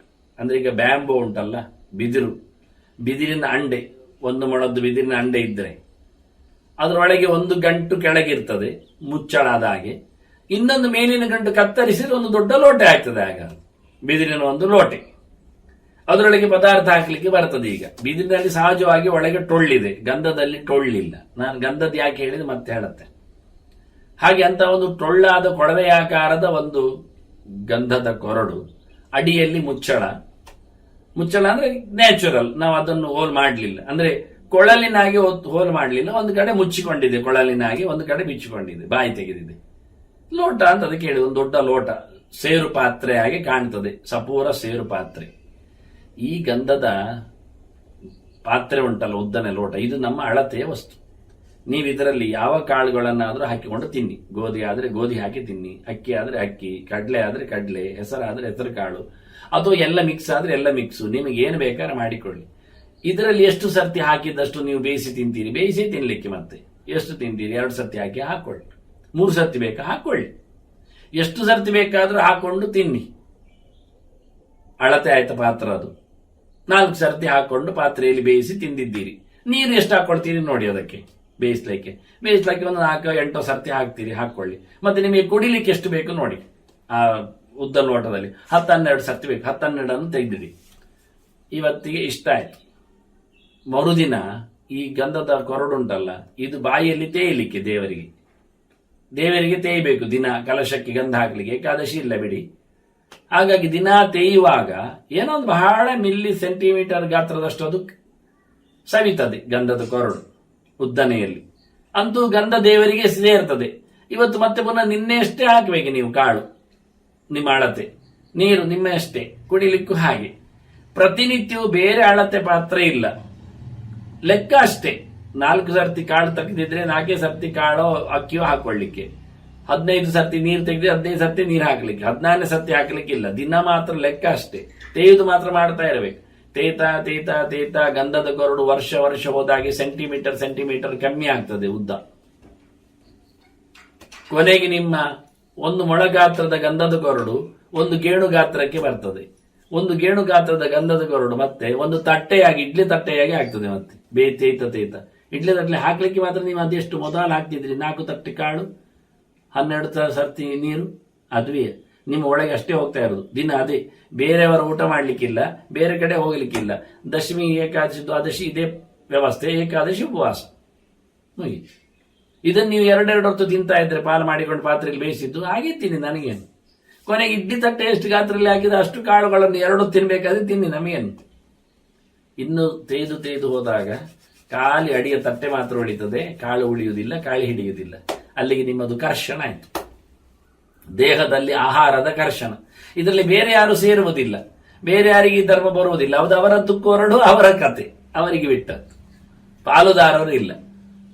ಹೀಗೆ ಬಹಳ ಚಂದವಾಗಿ ಇದು ಯಾರು ಹೇಳಿಕೊಡುವುದಿಲ್ಲ. ಮಾಡಿದವರು ಯಾರಾದ್ರೂ ಇದ್ದರೆ ನನ್ನ ಹತ್ರ ಕೇಳಬೇಡಿ. ಹೇಳಲೇಬೇಕಾಗಿ ಬಂದದ್ದನ್ನು ಹೇಳಿದ್ದೇನೆ, ಅದರ ಆಚೆಗೆ ಹೇಳುವುದಿಲ್ಲ. ಅಂತೂ ಕರ್ಷಣ, ಈ ಶ್ಲೋಕಕ್ಕೆ ಒಂದು ವಿಚಿತ್ರವಾದ ವಿಶೇಷವಾದ ಒಂದು ಅರ್ಥವನ್ನು ತಮ್ಮ ಮುಂದೆ ಇಟ್ಟಿದ್ದೇನೆ. ಕರ್ಷಣಂ ಸಾಧು, ಕರ್ಷಣಂ ಸಾಧಯನ್ ಯಸ್ತು ಮಾಂ ಪ್ರಪನ್ನಃ ಶುಚಿವ್ರತಃ. ಇದು ಶುಚಿವ್ರತ, ವ್ರತ ಸಮೀಕ್ಷೆ ಬಗ್ಗೆ ಹೇಳ್ತಾ ಬಂದದ್ರಿಂದ ನಾನು ವ್ರತ ಹೇಗಿದೆ, ಇದು ವ್ರತ ಶುಚಿಯಾದ ಒಂದು ವ್ರತ. ಏನನ್ನು ಬೇಕು ನೀವು, ತರಕಾರಿ ಹಾಕ್ತದೆ, ತರಕಾರಿ ಕತ್ತರಿಸಿ ಅದರೊಳಗೆ ಹಾಕಿ ತಿನ್ಲಿಕ್ಕೆ ಇರಬೇಕಾದ್ರೆ ಏನಿದ್ರು ಅಳತೆ ಪಾತ್ರ ಅದುವೇ ನಮಗೆ. ಅಳತೆ ತರಕಾರಿ ಆದ್ರೂ ಅಳತೆ ಪಾತ್ರ ಅದುವೆ.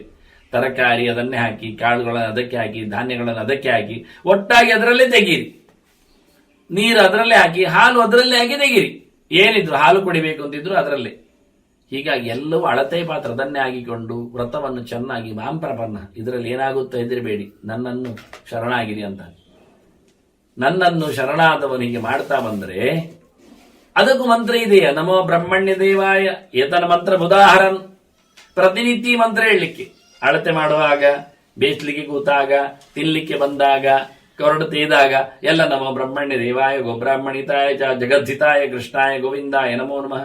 ನನ್ನ ಇಡೀ ಜಗತ್ತು ಇಲ್ಲಿದೆ, ಕಣ್ಣು, ಕಿವಿ, ಮೂಗು, ಮತ್ತೊಂದಿದು ಎಲ್ಲಾ ದೇವತೆಗಳು ಇಲ್ಲಿ ಕೂತಿದ್ದಾರೆ, ನಮ್ಮ ದೊಡ್ಡ ಜಗತ್ತು. ಇದನ್ನು ನೀನು ಹಿತವಾಗಿಸು, ನಿನ್ನಡೆಗೆ ಅದನ್ನು ಲಯಗೊಳಿಸು ಅನ್ನೋ ನೆಲೆಯಲ್ಲಿ ಪ್ರಾರ್ಥನೆ ಮಾಡ್ತಾ ಹೀಗೆ ಮಾಡಿದವ ಮಮ ಲೋಕಂ ಸಮಾಸಾಧ್ಯ ವರ್ಷಕೋಟಿಂ ಪ್ರಮೋದತೆ ಅಂತಾನೆ. ನನ್ನ ಲೋಕಕ್ಕೆ ಬರ್ತಾನವ ಹೇಳ್ತಾನೆ, ಮತ್ತೆ ರಾಜನಾಗಿ ಮೆರಿತಾನೆ ಎಲ್ಲ ಕೊಟ್ಟದ್ದಕ್ಕೆ. ಇಲ್ಲೆಲ್ಲ ಈ ಶ್ಲೋಕವನ್ನು ಬದಲಿಸಿ ಯಮಲೋಕಂ ಸಮಾಸಾಧ್ಯ ಅಂತ ಅರ್ಥ ಮಾಡಿಬಿಟ್ಟಿದ್ದಾರೆ. ಮಮ ಲೋಕಮೆಲ್ಲ ಮೊದಲ ಅಕ್ಷರ ಮ ಎನ್ನುವುದು ಬದಲು ಯಾ ಮಾಡಿದ್ದಾರೆ.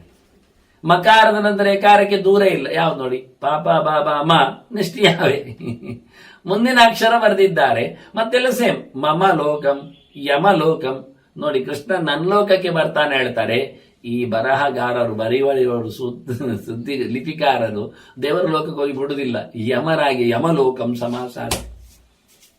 ಏನು ಮಾಡು, ನೀವತ್ತು ತಂದು ತೋರಿಸಬೇಡಿ ನನ್ನ ಹತ್ರ. ಅವರೆಲ್ಲ ಹೀಗೆ ಪ್ರಿಂಟ್ ಮಾಡಿದ್ದಾರೆ, ಹಾಗೆ ಮುದ್ರಣಗೊಂಡಿದ್ದೆ, ನಾನೇನು ಮಾಡಲಿ ಅದಕ್ಕೆ? ಯಾರ ಲೋಕಕ್ಕೆ ಯಾರು ಹೋಗುವುದನ್ನು ನಾನೇನು ನಿರ್ಬಂಧಿಸಲಿ? ಪುಣ್ಯಾತ್ಮರವರು ಯಮಲೋಕಕ್ಕೆ ಹೋಗಲಿಕ್ಕೆ ತಯಾರಿದ್ದಾರೆ. ಏನು ಮಾಡು ಅಂದ್ರೆ ಅರ್ಥ ಆಗದಿದ್ದಾಗ ಶ್ಲೋಕ ಎಷ್ಟು ಹೊಲಸಾಗುತ್ತೆ. ಕೆಲವೊಮ್ಮೆ ಪಾಠಾಂತರದಲ್ಲಿ ಅದು ಸೋಲುತ್ತೆ, ಅದಕ್ಕೊಂದು ವ್ಯಾಖ್ಯಾನ ಟಿಪ್ಪಣಿಗಳು ಮೂಡುತ್ತವೆ ಎನ್ನುವುದು ಕಷ್ಟ ಆಗುತ್ತೆ. ಹಾಗೆ ವ್ಯವಸ್ಥೆಯನ್ನು ತಿಳಿಸಿಕೊಟ್ಟೆ. ಕೃಷ್ಣ ಹೇಳುತ್ತಾ ಇದ್ದಾನೆ, ಪ್ರಾಯೋಪವೇಶಕ್ಕೂ ತನ್ನ ಲೋಕ ಹೇಳಲಿಲ್ವಾ? ಪ್ರಾಯೋಪವೇಶಕ್ಕೂ ಕರ್ಷಣಕ್ಕೆ ಎಷ್ಟು ದೂರ ಉಂಟು ವ್ಯವಸ್ಥೆ, ದೇಹವನ್ನು ಬಿಟ್ಟುಕೊಡುವುದರಲ್ಲಿ. ಅದರಿಂದ ಬೇರೆ ಲೋಕಕ್ಕೆ ಎಲ್ಲಿ ಹೋಗ್ತಾನೆ ವಾಸ್ತವವಾಗಿ? ಯಮಲೋಕಕ್ಕೆ ಹೋಗಿ ಬರುವುದು ಉಂಟೆ ಉಂಟು, ಮಾಮೂಲಿ ಬಿಡಿ. ಭಗವಂತನ ಲೋಕದಲ್ಲಿ ವಿಹಾರ ಮಾಡುತ್ತೆ ದೇವರಿಗೆ ಭಾರಿ ಇಷ್ಟ. ಏಕಾದಶಿ, ಉಪವಾಸ, ಆಹಾರ ಕರ್ಷಣೆ. ಇನ್ನೊಂದು ಅರ್ಥ ಕರ್ಷಣೆಗೆ ಏನು ಕೇಳಿದ್ರೆ ತುತ್ತು ಕಮ್ಮಿ ಮಾಡ್ತಾ ಬರುವುದು. ಅದು ಕೃಚ್ರ, ಚಾಂದ್ರಾಯಣ ಇವೆಲ್ಲೆಲ್ಲೂ ಆ ರೀತಿಯಲ್ಲಿ, ಶಾಂತಮನೆಯಲ್ಲೆಲ್ಲೂ ಆ ರೀತಿಯಲ್ಲಿಯೂ ಆಗ್ತದೆ. ಅದ್ರಲ್ಲಿ ಏನಾಗುತ್ತೆ ಅಂದ್ರೆ ಅದರಲ್ಲಿ ಮತ್ತೆ ಹೆಚ್ಚು ತುತ್ತು ತಿನ್ಲಿಕ್ಕೆ ಉಂಟು. ಅದರಿಂದ ಕರ್ಷಣವೇ ಆಗ್ಲಿಲ್ಲ ಅಲ್ಲಿ. ಕರ್ಷಣ ಆದ ನಂತರ ಮತ್ತೆ ಉತ್ಕರ್ಷಣ ಉಂಟು. ಮೊದಲು ತುತ್ತು ಕಮ್ಮಿ ಆಗುತ್ತೆ, 15ರಿಂದ 14, 13, 12ಕ್ಕೆ ಬರ್ತದೆ. ಆನಂತರ 1ರಿಂದ 2, 3, 4ಕ್ಕೆ ಹೋಗ್ತದಲ್ಲ. ಆದ್ರಿಂದ ಅದು ಪೂರ್ತಿ ಅರ್ಥ ಅಲ್ಲ. ಆ ಲೆವೆಲಲ್ಲಿ ಇದು ಅರ್ಥ. ಕಮ್ಮಿ ಕಮ್ಮಿ ಕಮ್ಮಿ ಕಮ್ಮಿ ಮಾಡ್ತಾ ಹೆಚ್ಚು ಮಾಡ್ಲಿಕ್ಕೆ ಇಲ್ಲಿ ಕಮ್ಮಿ ಮಾಡುವ ಕತೆ. ಕರ್ಷಣ ಮಾಡಿ, ಘರ್ಷಣೆ ಮಾಡಿ, ಅದನ್ನು ತೇದು ತಿಕ್ಕಿ ದೇಹವನ್ನು ತಿಕ್ಕಬೇಕು. ಆದ್ರಿಂದ ಬ್ರಾಹ್ಮಣಸ್ಯ ದೇಹೋಯಂ ಕ್ಷುದ್ರ ಕಾಮಾಯ. ಬ್ರಾಹ್ಮಣನ ದೇಹ ಶರೀರ ಕರ್ಷಣೆ ಆಗಬೇಕು, ಘರ್ಷಣೆ ಆಗಬೇಕು, ದೇವರಿಗಾಗಿ ಸವೆಯಬೇಕು. ತೀರ್ಥಯಾತ್ರೆಗಳಿಂದ, ಪಾಠ ಪ್ರವಚನಗಳಿಂದ, ವಾಂಗ್ಮಯದ ಕರ್ಷಣ, ತೀರ್ಥಯಾತ್ರೆಯಿಂದ ದೇಹದ ಶರೀರದ ಕರ್ಷಣ, ಜೊತೆಯಲ್ಲಿ ಮನಸ್ಸಿನಿಂದ ಜಪದ ಅನುಷ್ಠಾನದ ವ್ರತಗಳಿಂದ ಮನಸ್ಸಿನ ಕರ್ಷಣ. ಹೀಗೆ ದೇಹವನ್ನು ದಂಡಿಸಿಕೊಂಡು ಭಗವಂತನಿಗೆ ಸಮರ್ಪಿಸಿಕೊಂಡು ಗಂಧ ತೆಗೆದಾಗಿ ಪರಿಮಳ ಜಾಸ್ತಿ ಬರುತ್ತೆ. ಇಲ್ಲಾಂದ್ರೆ ಸುಮ್ಮನೆ ಇಟ್ಟರೆ ಹಾಗೆ ಇರ್ತದೆ. ಅದರಿಂದ ಈ ದೇಹ ಗಂಧದ ಕೊರಡಾಗಲಿ, ದೇವರ ಸೇವೆಗೆ ಮೀಸಲಾಗಲಿ, ಕೇವಲ ಭೋಗ ಭಾಗ್ಯಗಳಿಗಾಗಿ ತೆರೆಯದಿರಲಿ ಅಂತ ಕೃಷ್ಣನೇ ಹೇಳಿದ. ಕ್ಷುದ್ರ ಕಾಮಾಯ ನೇಷ್ಯತೆ. ಹೇಗೂ ಹೋಗ್ತದೆ ಅಂದಾಗ ಚೆನ್ನಾಗಿ ತೆಗೆದು ಹೋಗ್ಲಿಪ್ಪ, ದೇವರ ಸೇವೆಗಾಗಿ ಬರಲಿ, ದೇವರ ಅಭಿಷೇಕಕ್ಕಾದ್ರೂ ಮೀಸಲಾಗಲಿ ಅಂತ. ಅಂತವನು ವರ್ಷಕೋಟಿಂ ಪ್ರಮೋದತೆ ಅಂತ. ನನ್ನ ಲೋಕಕ್ಕೆ ಬಂದು ಕೋಟಿಗಟ್ಟಲೆ ವರ್ಷದಲ್ಲಿ ಇರ್ತಾನೆ, ಆರಾಮವಾಗಿ, ಮತ್ತೆ ರಾಜನಂತೆ ಗಂಭೀರನಾಗಿ ಎಲ್ಲವನ್ನು ಪಡೆಯುವವನ, ಎಲ್ಲವನ್ನು ಕೊಟ್ಟದ್ದಕ್ಕೆ ಎಲ್ಲವನ್ನು ಕೊಡುವವನಾಗಿ ಕೃಷ್ಣ ಹೇಳ್ತಾನೆ. ಇನ್ನೊಂದು ರೀತಿಯಿಂದ ಸಾವು ಪಡೀಲಿಕ್ಕೆ ಉಂಟು ಆಗದೇ ಇದ್ದಾಗ ಸಾಧನೆಯಲ್ಲಿ. ಅಗ್ನಿ ಪ್ರವೇಶಂ ಯಕ್ಕುರಿಯಾತ್. ಅಗ್ನಿ ಪ್ರವೇಶಂ ಯಶ್ಚಾಪಿ ಕುರುತೆ ಮದ್ಗತಾತ್ಮನ. ರಾಮಾಯಣ ಕಾಲದಲ್ಲಿ ಮಾಡಿದ್ದವರು ಅದರಂತೆ ಆಗದೇ ಹೇಳಲಿಕ್ಕೆ ತೋರಿಸಿದ್ದು. ಆಗದೇ ಇದ್ದಾಗ, ಕೈಲಾಗದಿದ್ದ ಕೊನೆಗೆ ಬೆಂಕಿಯನ್ನೆಲ್ಲ ಒಟ್ಟು ಮಾಡಿ ಇದು ಸುಲಭ ಅಂದ್ರೆ ಸುಂದರ. ಯಾಕೆ ಅಂದ್ರೆ ಇನ್ಯಾರಾದ್ರೂ ಸತ್ತದ್ದನ್ನು ಎತ್ತಿ ಇಡಬೇಕಾಗಿಲ್ಲ. ಇಲ್ಲೆಲ್ಲ ಪ್ರಾಯೋಪವೇಶ ಮಾಡಿದವ ಸಾಯುವವರೆಗೆ ತಿನ್ನುವುದಿಲ್ಲ ಕೂತವ, ಒಂದಿನ ಸಾಯ್ತಾನೆ, ಕಣ್ಣು ಮುಚ್ಚುತ್ತಾನೆ. ಉಳಿದವರೆಲ್ಲ ಎತ್ತಿಡಬೇಕಾಗತ್ತೆ ಅಗ್ನಿ ಚಿತೆಯ ಮೇಲೆ. ಹೀಗೆ ಕರ್ಷಣ ಮಾಡಿದವನು ಸತ್ತಾಗ ಅಗ್ನಿ ಚಿತೆಯಲ್ಲಿ ಇಡ್ಲಿಕ್ಕೆ ಮಗದೊಬ್ಬಬೇಕು. ಇಲ್ಲಿ ಇವನೇ ಅಗ್ನಿ ಚಿತೆಯ ಮೇಲೆ ಹಾಕಿ ಹೋಗು, ತನ್ನ ಸಮರ್ಪಣೆ ಮಾಡಿ. ಅಗ್ನಿ ಪ್ರವೇಶಂ ಯಕ್ಷಾಪಿ ಕುರುತೆ ಮದ್ಗತಾತ್ಮನ. ಕೃಷ್ಣನ ಪ್ರೀತಿಯಿಂದ ಯಾರಾದರೂ ಕೊನೆಯ ಕಾಲದಲ್ಲಿ ಅಗ್ನಿಯ ಪ್ರವೇಶವನ್ನು ಮಾಡಿದರೆ ಮಮಲೋಕಂ ಪ್ರಪದ್ಯತೆ, ಅವನು ನನ್ನ ಬಳಿಗೆ ಬರ್ತಾನೆ. ಅಂದರೆ ಕೃಷ್ಣನಿಗೆ ಈ ರೀತಿಯಾದ ಕೊನೆ ಮಹಾಪ್ರಸ್ಥಾನ ಹೋಗ್ತಾ ಇರುವುದು, ದೇವರೆಡೆಗೆ ಸಾಗ್ತಾ ಇರುವುದು, ಎಲ್ಲಿಯೂ ನಿಲ್ಲಿಕ್ಕಿಲ್ಲ, ಶೆಲ್ಟರ್ ಇಲ್ಲ, ಮೌನ, ಯಾರು ಇಲ್ಲ, ಸರ್ವ ಕರ್ಮಾಣಿ ಸನ್ಯಾಸ್ಯಾನ್ಯಾನಿ, ಎಲ್ಲ ಥರದ್ದು ಯಾರ ವಾರ್ತೆ ವ್ಯವಹಾರ ಏನಿಲ್ಲ, ಏನೋ ಸಿಕ್ಕಿದ್ದನ್ನು ಹೇಗೋ ತಿಂದುಕೊಂಡು ಹೋಗ್ತಾನೆ ಇರುತ್ತಾನೆ. ದೇಹ ಯಾತ್ರೆಗೋಸ್ಕರ ಮಾತ್ರ ತಿನ್ನುತ್ತಾನೆ. ಮಹಾಪ್ರಸ್ಥಾನ. ಎರಡನೇದ್ದು ಪ್ರಾಯೋಪವೇಶ, ಸಾಯುವವರೆಗೆ ತಿನ್ನುವುದಿಲ್ಲ ಕುಡಿಯುವುದಿಲ್ಲ ಅಂತ. ಮೂರನೇದ್ದನ್ನು ಕರ್ಷಣೆ ಹೇಳಿದ್ದು, ಸಾಯಲಿಕ್ಕೆ ಪ್ರಿಪೇರ್ ಟು ಡೆತ್, ಸಾಯಲಿಕ್ಕೆ ರೆಡಿ ಆಗುವ ರೀತಿ ಅಂತ ಹೇಳಿ. ನಾಲ್ಕನೇ ಅಗ್ನಿಪ್ರವೇಶ ಹೇಳಿಬಿಟ್ಟು, ಪಶ್ಯನ್ನೇವಚ ಮಾಂ ಸದಾ, ನನ್ನನ್ನು ದಿನ ಕಾಣ್ತಾನೆ ನನ್ನ ಲೋಕದಲ್ಲಿ, ಹಾಗಿರುತ್ತಾನೆ ಅಗ್ನಿಪ್ರವೇಶ ಮಾಡಿದವು 30 ಕೋಟಿ ವರ್ಷಗಳ ಕಾಲ. ಮತ್ತೆ ಮಾಮೂಲಿ ವೇದವಿಧ ಆಗಿ ಹುಟ್ಟುವ ಕತೆ ಉಂಟೇ ಉಂಟು.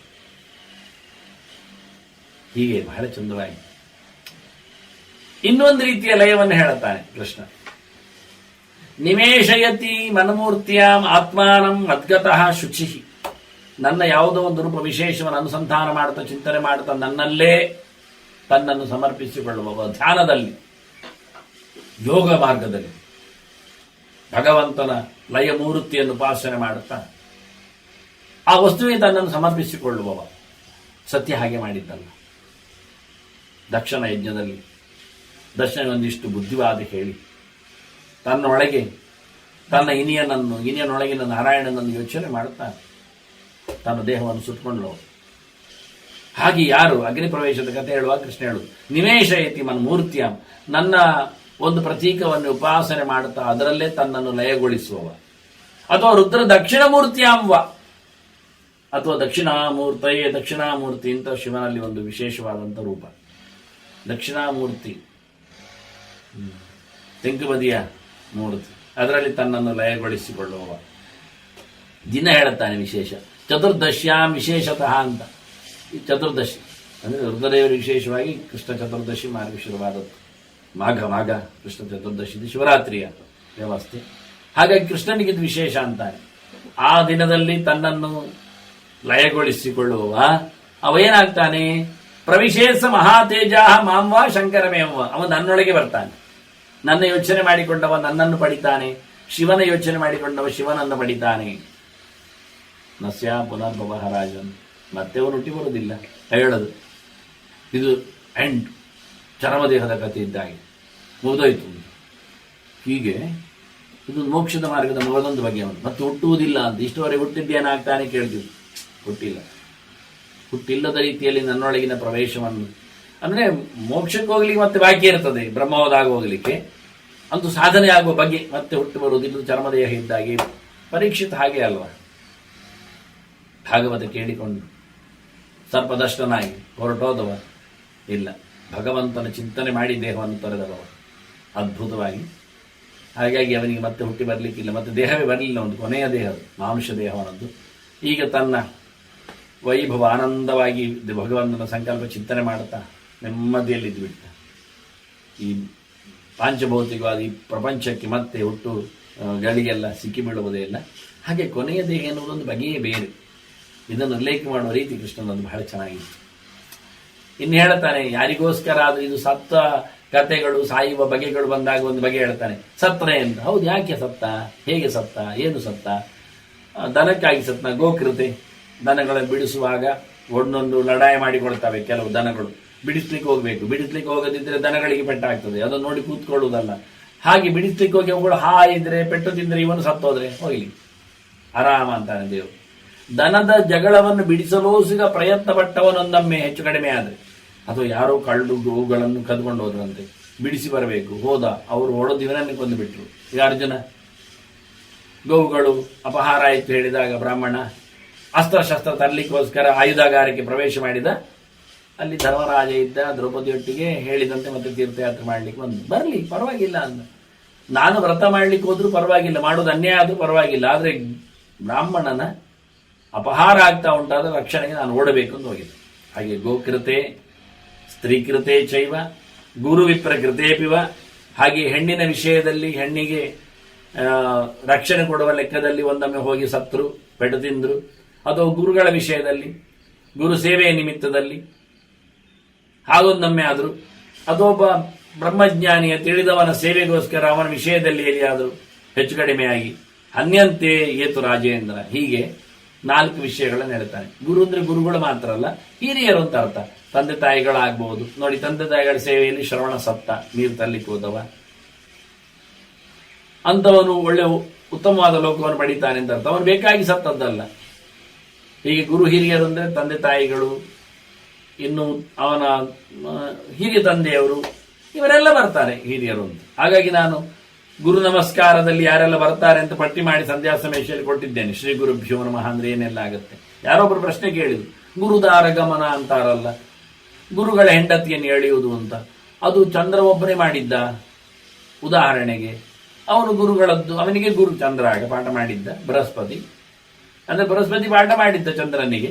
ಚಂದ್ರನಿಗಿಂತ ಉತ್ತಮನಿದ್ದಾನೆ ಬೃಹಸ್ಪತಿ, ಗುರು ದೇವತೆಗಳ ಗುರು. ಚಂದ್ರ ಸೋಮವಾರದವ, ಗುರು ಗುರುವಾರದವ. ಪಾಠ ಮಾಡಿದ್ದಂತ ಚಂದ್ರ ಕೇಳಿದ ದಕ್ಷಿಣೆಯನ್ನು ಕೊಡ್ಲಿ ಅಂತ. ಅದಕ್ಕೆ ಹೆಂಡತಿ ಹತ್ರ ಕೇಳು ಅಂತ ಹೇಳಿಬಿಟ್ಟವ. ಎಂತ ಬೇಕು ನನಗೇನು ಗೊತ್ತೇನೋ ನೆಲೆಯಲ್ಲಿ ಗುರು.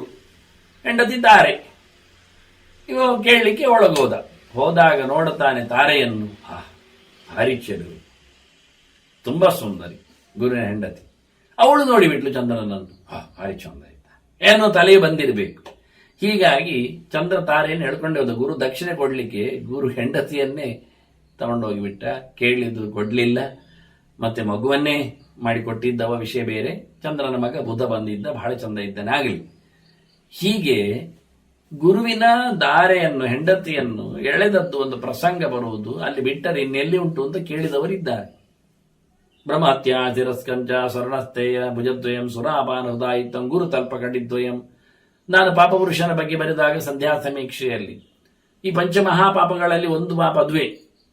ಆಗ ಅರ್ಥ ಕೊಟ್ಟಿದ್ದೇನೆ, ಪ್ರಮಾಣಪೂರ್ವಕ ಕೊಟ್ಟಿದ್ದೇನೆ. ಗುರು ಅಂದ್ರೆ ಕೇವಲ ಪಾಠ ಹೇಳಿದವ ಅಂತ ಅರ್ಥ ಅಲ್ಲ. ಗುರು ಅಂದ್ರೆ ಹಿರಿಯ ಅಂತ ಅರ್ಥ, ದೊಡ್ಡವ ಅಂತ ಅರ್ಥ. ಆ ಅರ್ಥದಲ್ಲಿ ಯಾರೆಲ್ಲ ಗುರುಗಳಾಗ್ತಾರೆ, ತಂದೆ ತಾಯಿ ಮಾಮ ಸೋದರ ಮಾಮ ಚಿಕ್ಕಪ್ಪ ದೊಡ್ಡಪ್ಪ, ಇವೆಲ್ಲ ಅಲ್ಲಿ ಬರ್ತದೆ. ಹಾಗಾಗಿ ಇಂಥ ಕೇಸುಗಳು ಸುಮಾರಿವೆ ಇತಿಹಾಸದಲ್ಲಿ.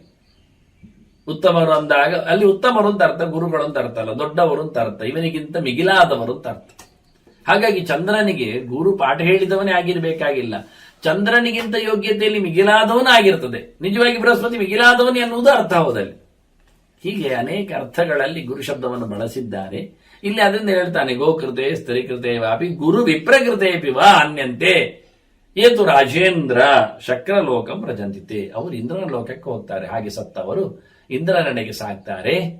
ಅಲ್ಲಿ ಅವರು ಮನ್ವಂತರಗಳ ಕಾಲ ಆರಾಮವಾಗಿ ಇರ್ತಾರೆ. ಇಲ್ಲಿ ಗೋಕೃತೆ ಅಂದಾಗ ನೆಲದ ವಿಷಯದಲ್ಲಿ ಒಂದು ಅರ್ಥ ಮಾಡ್ಲಿಕ್ಕೆ ಆಗಿದೆ. ಗೋ ಅಂದ್ರೆ ನೆಲಕ್ಕೂ ಅರ್ಥ ಉಂಟು, ಇಲ್ಲ ಅಂತ ಅಲ್ಲ, ದನವೇ ಅರ್ಥ ಆಗಬೇಕಾಗಿಲ್ಲ. ಹಾಗಾಗಿ ಇಲ್ಲಿ ನೆಲದ ವಿಷಯದಲ್ಲಿ ಇಂದ ಪಾಂಡವರಿಗೂ ಅದು ಅರ್ಥ ಹೇಳಿದ ಹಾಗೆ. ಒಂದು ಲೆಕ್ಕದಲ್ಲಿ ಅನ್ಯಾಯ ಮಾಡಿದವರು, ಭೂಮಿಯನ್ನು ಕಬಳಿಸಿದವರು, ಹಾಗಾಗಿ ಭೂಮಿಗೋಸ್ಕರ ಯುದ್ಧ ಮಾಡಿಕೊಂಡು ತನ್ನವರು ಸತ್ತಿದ್ದರು, ಅವರಿಗೆಲ್ಲ ಒಳ್ಳೆ ಲೋಕ ಇರುತ್ತೆ ಅನ್ನುವ ಅರ್ಥವೂ ಬರುವಾಗೆ ಮನ್ವಂತರಗಳ ಕಾಲ ಮೆರಿತಾನೆ ಅಂತ. ಇನ್ನೂ ಒಂದು ದಾನದ ಪ್ರಕರಣದಲ್ಲಿ ಕೃಷ್ಣ ಹೇಳತಕ್ಕ ಒಂದು ಸೂತ್ರ ಬಹಳ ಚೆನ್ನಾಗಿದೆ. ಆಶ್ರುತಸ್ಯ ಅಪ್ರದಾನೇನ ದತ್ತಸ್ಯ ಹರಣೇನ ಚ ಜನ್ಮ ಪ್ರವರ್ತಿ ಯದ್ದತ್ತಂ ತತ್ಸರ್ವಂತು ವಿನಶ್ಯತಿ. ಆಶ್ರುತಸ್ಯ ಅಪ್ರದಾನೇನ, ನಾವು ಕೊಡ್ತೇವೆ ಅಂತ ಹೇಳಿದ್ದೇವೆ, ಕೊಡ್ಲಿಲ್ಲ. ಯಾವುದೋ ಒಂದು ವಿಷಯದಲ್ಲಿ ಕೊಡ್ತೇವೆ ಹೇಳಿದ್ದೇವೆ, ಯಾರಿಗೋ ಕೊಡುವ, ನಿನಗೆ ಜಾಗ ಕೊಡ್ತೇನೆ ಹೇಳಿಬಿಟ್ಟಿದ್ದಾನೆ, ದುಡ್ಡು ಕೊಡ್ತೇನೆ ಹೇಳುತ್ತಾನೆ. ದಾನದ ವಿಷಯದಲ್ಲಿ ನಿನಗೆ ಹೆಣ್ಣು ಕೊಡ್ತೇನೆ ಅಂತ ಹೇಳುತ್ತಾನೆ, ಕನ್ಯಾದಾನ. ದನ ಕೊಡ್ತೇನೆ ಹೇಳುತ್ತಾನೆ, ಮನೆ ಕೊಡುತ್ತೇನೆ ಹೇಳುತ್ತಾನೆ. ಏನಾದ್ರೂ ಕೊಡ್ತೇನೆ ಹೇಳಿ ಕೊಡದೆ ಹೋದ್ರೆ ಏನಾಗತ್ತೆ? ಕೊಡದೆ ಹೋದ್ರೆ ಇವತ್ತಿನವರೆಗೆ ಈ ಜನ್ಮದಲ್ಲಿ ಏನೆಲ್ಲ ದಾನ ಮಾಡಿದ್ದಾನೆ ಅದೆಲ್ಲ ಸೊನ್ನೆ ಆಗ್ತದೆ. ಮಾತು ಉಳಿಸಿಕೊಳ್ಳಬೇಕು. ಕೊಡ್ತೇನೆ ಹೇಳಿ ಕೊಡದಿದ್ರು ಹೋಯ್ತು. ನನಗೆಷ್ಟೋ ಜನ ಕೊಡ್ತೇನೆ ಹೇಳಿದವರಿದ್ದಾರೆ, ಅದು ವಿಷಯ ಅಲ್ಲ, ನೆನಪಾಗ್ತದೆ ಅಂತ. ಹಾಗೆ ಮತ್ತೆ ಕೊಡ್ತೇನೆ ಅಂತ ಕೊಡ್ತೇನೆ ಹೇಳಿ ಕೊಡದೇ ಹೋದ್ರೆ ಜನ್ಮ ಪ್ರವೃತ್ತಿಯ ದತ್ತಂ, ಇವತ್ತಿನವರೆಗೂ ಏನ್ ದಾನ ಮಾಡಿ ಬಂದಿದ್ದಾರೆ ಅದರ ಪುಣ್ಯ ಎಲ್ಲ ಹೋಗಿರ್ತದೆ. ಒಂದಂಶ. ಇನ್ನೊಂದು, ಕೊಟ್ಟದ್ದನ್ನು ಕಬಳಿಸಿದ್ರೆ ದತ್ತಸ್ಯ ಹರಣೇನವೈ, ಕೊಟ್ಟಿದ್ದಾನೆ ಮತ್ತೆ ವಾಪಸ್ ಕೇಳಿದ್ದಾನೆ, ಕೊಡಿ ವಾಪಸ್ ಕೊಡಿ, ಯಾವಕ್ಕೂ ಕೋಪ ಬಂದಾಗ ಹಾಗೆ ಮಾಡ್ತಾರೆ, ಕೊಟ್ಟಿರ್ತಾರೆ, ಮತ್ತೆ ಇನ್ನು ಕೊಡೋದಿಲ್ಲ, ವಾಪಸ್ ಕೊಟ್ಟೋಗಿ ಅಂತ. ದುಡ್ಡು ಕೊಡ್ಲಿಕ್ಕೆ ಹೇಳ್ತಾರೆ, ಸಂಪತ್ತು ಕೊಡ್ಲಿಕ್ಕೆ ಹೇಳ್ತಾರೆ, ಇನ್ನೇನು ಇನ್ನು ಹುಡುಗಿಯನ್ನು ಕೊಟ್ಟದನ್ನು ಕೊಡಿ ಹೇಳಲಿಕ್ಕೂ ಸಾಕು, ಒಂದರಲ್ಲಿ ಗಲಾಟೆ ಮಾಡಿದ್ರಿ ಅಂತ ಬೇಡ ವಾಪಸ್. ಅದೆಲ್ಲ ಎರಡನೇ ಸತಿ ಕೊಡ್ಲಿಕ್ಕೆಲ್ಲ ಬರುವುದಿಲ್ಲ, ಆದ್ರೂ ಮಾಡುವವರಿದ್ದಾರೆ. ಬನ್ನಿ, ತಾಯಿ ಮನೆಗೆ ಒಂದು ಕುಳ್ಳಿರಿಸಿಕೊಂಡು ಮೆರವಣಿಗೆಯಲ್ಲಿ ಕರ್ಕೊಂಡು ಹೋದದ್ದು ಉಂಟು, ಹುಡುಗಿ ಕೊಟ್ಟು. ಇದೆಲ್ಲ ಅನ್ಯಾಯ ಅಂತಾರೆ. ಜನ್ಮದಲ್ಲಿ ಕೊಟ್ಟಿರತಕ್ಕ ಎಲ್ಲ ಏನೊಂದು ಇದೆ, ಅವನ ಪುಣ್ಯಗಳೆಲ್ಲ ಹೋಗ್ತಾವೆ ಅಂತ. ಆದ್ರಿಂದ ಯಾವತ್ತು ಒಂದು ಮಾತು ಕೊಡ್ಲಿಕ್ಕೆ ಹೋಗಬೇಡಿ ಮೈ. ಇನ್ನೊಂದು, ಕೊಟ್ಟದ ನಂತರ ಹಿಂದೆ ಪಡಿಲಿಕ್ಕೆ ನೋಡಬೇಡಿ. ಕೊಟ್ಟದ್ದು ಹೋಯ್ತೆ, ಮುಗಿದೋಯ್ತು, ಅದು ಏನೇ ಆಗಲಿ, ಯಾವುದೇ ರೀತಿ ಆಗಲಿ, ನನ್ನದಲ್ಲ, ನಮಮ, ಅದರ ಯಾವುದೇ ಮಮಕಾರವನ್ನು ಬಿಟ್ಟು ಬದುಕಬೇಕು. ಹೀಗೊಂದು ಬಹಳ ಸುಂದರವಾದ ಸೂತ್ರ. ಅದೇ ಮಧ್ಯ ಮಧ್ಯೆಯಲ್ಲಿ ದಾನ ಧರ್ಮದಲ್ಲಿ ಸೂತ್ರಗಳನ್ನು ಹೇಳ್ತಾನೆ. ಇನ್ನು ಕೆಲವು ದಾನದ ಬಹಳ ದೊಡ್ಡ ದೊಡ್ಡದಾದ ಚುಚ್ಚುಮದ್ದುಗಳಿದ್ದಾಗೆ ಚಿಂತನೆಗಳು ಇವೆ. ಇನ್ನು 4-6 ದಾನದ ಬಗ್ಗೆ ಕೃಷ್ಣ ಕೊನೆ ಮಾಡುತ್ತಾ ಇದ್ದಾನೆ. ಹಾಗಾಗಿ ಈ ದಾನದ ಅಪೂರ್ವವಾದ ಕೆಲವು ಸೂತ್ರಗಳ ಚಿಂತನೆಯನ್ನು ಮತ್ತೆ ನಾವು ನಡೆಸುವ. ಮತ್ತೆ ವಂದನೆಗಳೊಂದಿಗೆ ಶ್ರೀಕೃಷ್ಣ ಅರ್ಪಣಮಸ್ತು. ನಾರಾಯಣ ನಾರಾಯಣ ನಾರಾಯಣ.